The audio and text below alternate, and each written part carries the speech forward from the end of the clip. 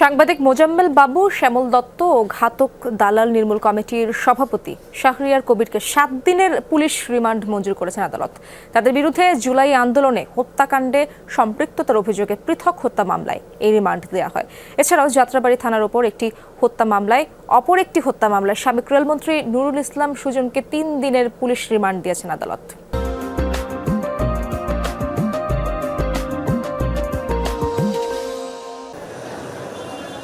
মঙ্গলবার সকালে DB office থেকে সিএমএম আদালতে আনা হয় রমনা থানার লিজা হত্যা মামলায় গ্রেপ্তার দেখানো সাংবাদিক মোজাম্মেল বাবু ও ৭১-এর ঘাতক দালাল নির্মূল কমিটির সভাপতি শাহরিয়ার কবিরকে। একই সাথে আদালতে আনা হয় জাতীয় প্রেস ক্লাবের সাধারণ সম্পাদক ও ভোরের কাগজ পত্রিকার সম্পাদক শ্যামল দত্তকে। তাকে গ্রেপ্তার দেখানো হয়েছে ভাসানটেক থানার ফজলু নামে এক যুবককে হত্যার মামলায়।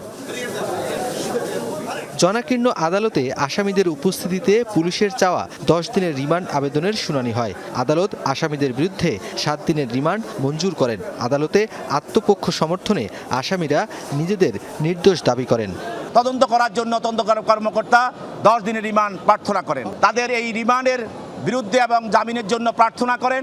বিজ্ঞ আদালত উভয় পক্ষের শুনানি অন্তে এই আসামিদ্বয়ের বিরুদ্ধে 7 দিনের রিমান্ড মঞ্জুর করেন। ভাসানটেক একটি হত্যা মামলায় তাকে আদালতে উপস্থাপিত করা হয়।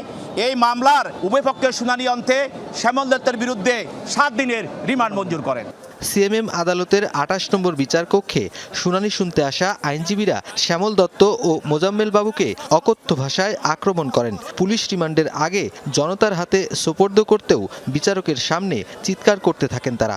বিজ্ঞ আদালত নিজেই প্রশ্ন করেন অভিযুক্ত মোজাম্মেল বাবু কিছু বলবেন কিনা। মোজাম্মেল বাবু অত্যন্ত সুস্পষ্টভাবে বলেন যে আমি বাংলাদেশের স্বার্থে একজন স্বাধীন সাংবাদিক হিসাবে সাংবাদিকতা পেশায় নিয়োজিত ছিলাম। আমরা সংক্ষুব্ধ এবং বিক্ষুব্ধ, আমরা ন্যায় বিচার পাই নাই এবং উচ্চ আদালতে আমরা ন্যায় বিচারের জন্য যাব। সাবেক রেলমন্ত্রী নুরুল ইসলাম সুজনকে ইমরান নামে এক শিক্ষার্থীকে হত্যার ঘটনায় যাত্রাবাড়ী থানার মামলায় গ্রেপ্তার দেখানো হয়। হাজির করে পুলিশ 5 দিনের রিমান্ড চাইলে সিএমএম আদালত 3 দিন মঞ্জুর করেন।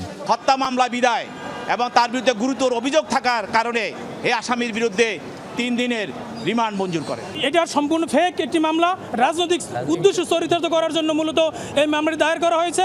মির্জা আব্বাসকে হত্যা চেষ্টার অভিযোগে শাহবাগ থানার মামলায় ওয়ার্কার্স পার্টির সভাপতি রাশেদ খান মেননকে 3 দিনের রিমান্ড দেওয়া হয়েছে। নতুন মামলায় গ্রেপ্তার দেখিয়ে সাবেক আইজিপি শহীদুল হক ও আব্দুল্লাহ মামুনের ফের রিমান্ড চেয়েছে পুলিশ। নুরনবী সরকার, যমুনা নিউজ, ঢাকা।